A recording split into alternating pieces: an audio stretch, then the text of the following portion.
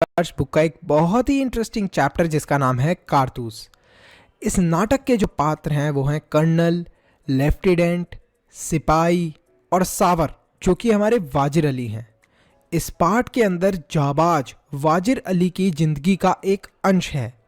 इस नाटक में उन्होंने बताया है कि कैसे हिम्मत और हौसले की मदद से वो दुश्मनों के कैंप में गए और वहाँ से उनकी कारतूस लेकर आ गए और अपनी बहादुरी का जो गुणगान है वो अपने दुश्मनों से करवाया। अंग्रेजी सरकार के आदेश अनुसार वाजिर अली को गिरफ्तार करने के लिए कर्नल कालिंज अपने लेफ्टिनेंट और सिपाहियों के साथ जंगल में डेरा डाले हुए थे। उन्हें जंगल में आए हुए हफ्ते गुजर गए थे, परंतु वे अभी तक वाजिर अली को गिरफ्तार नहीं कर पाए थे। वाजिर अली के दिल में अंग्रेजों के प्रति नफरत की बात सुनकर गिरफ्तार नहीं कर पाए थे। वाजिर अली के दिल में अंग्रेजों के प्रति नफरत की बात सुनकर उन्हें रॉबिन हुड की याद आ जाती है।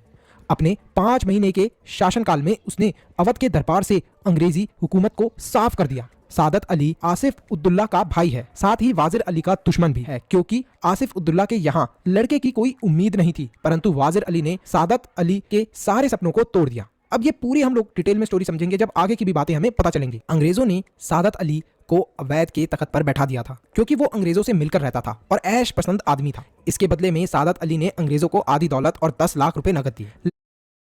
क्या तुम स्कूल में हो और सीबीएसई आईसीएसई स्टेट बोर्ड के सैंपल पेपर्स ढूंढ ढूंढ के कोलंबस बन चुके हो? अरे भाई, अमेरिका ऑलरेडी डिस्कवर हो चुका है, अब जू एआई को डिस्कवर करो। जू एआई आपका personal AI treasure Hunter, 1 second में सैंपल पेपर, होमवर्क नोट और मार्क द स्पॉट के सॉल्यूशंस इंस्टेंटली निकाल कर देगा। वायरल अलर्ट, इस ऐप पे ऑलरेडी 5 लाख से ज्यादा डिजिटल एक्सप्लोरर्स रजिस्टर्ड है। सो चैट जीपीटी के बन गए, अब जू एआई का देना है। गूगल प्ले और एप्पल स्टोर से डाउनलोड करो और बन जाओ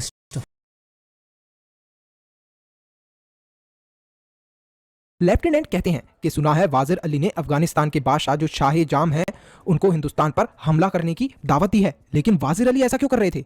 इस पर कर्नल ने कहा कि अफगानिस्तान को हमले की दावत तो सबसे पहले टीपू सुल्तान ने दी, फिर वाजिर अली ने उसे दिल्ली बुलाया, फिर शमशुद्दौला ने जो नवाब बंगाल का रिश्ते का भाई है और फिर उसने भी बुलाया। इस तरीके से बहुत खतरनाक तरीके से हमारे ऊपर हमला करा जा रहा है। इस तरह पूरे हिंदुस्तान में कंपनी के खिलाफ लहर दौड़ गई है।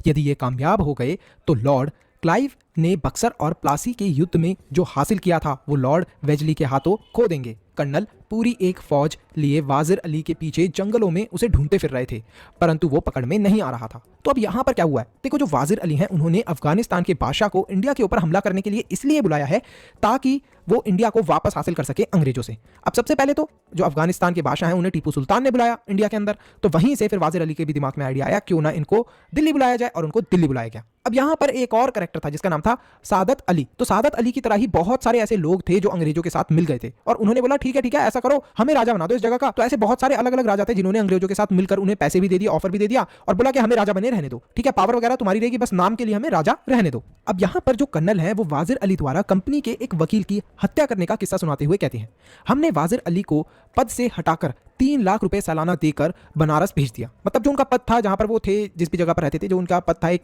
पोजीशन थी, उससे उन्हें हटा दिया उनकी जॉब से और उनको क्या करा, बनारस भेज दिया गया और बोला कि तुम्हें सालाना 3 लाख रुपए हम लोग देंगे। कुछ महीने बाद गवर्नर जनरल ने उन्हें कोलकाता बुलाया।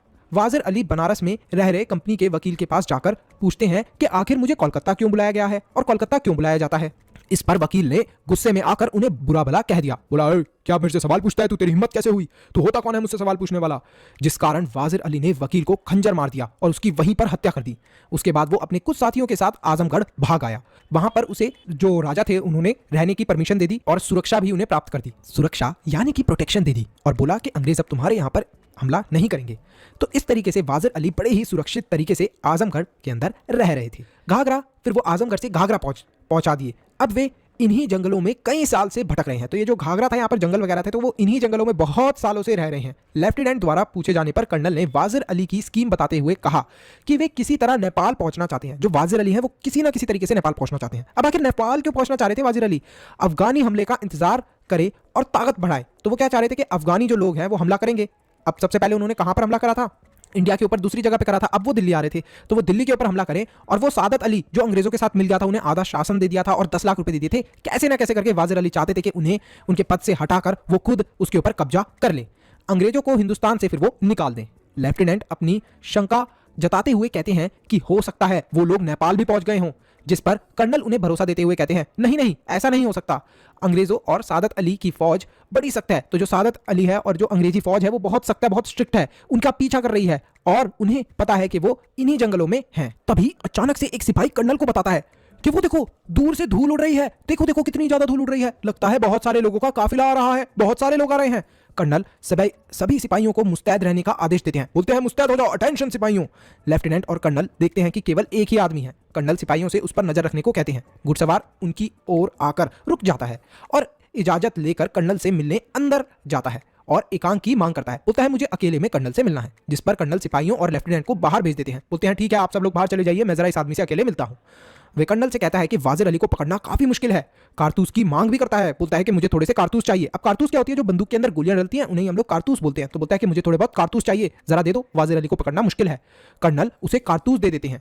जब वो कारतूस लेकर जाने लगता है तो कर्नल उसका नाम पूछते हैं, बोलते हैं अरे भाई तुम्हारा नाम क्या था। वो अपना नाम वाजिर अली बताता है और कारतूस देने के कारण बोलता है मैंने तुम्हारी जान बख्श दी कर्नल, क्योंकि तुमने मुझे कारतूस दिया है। उसके चले जाने के बाद जब लेफ्टिनेंट और बाकी के सिपाही आते हैं और पूछते हैं कर्नल से कि आखिर वो कौन था जो आया था, तो कर्नल ये बताते हैं कि वो एक जाबाज सिपाही था। तो यहीं पर जो हमारा ये चैप्टर है ये खत्म होता है। आपको पता चला कैसे वाजिर अली ने अकेले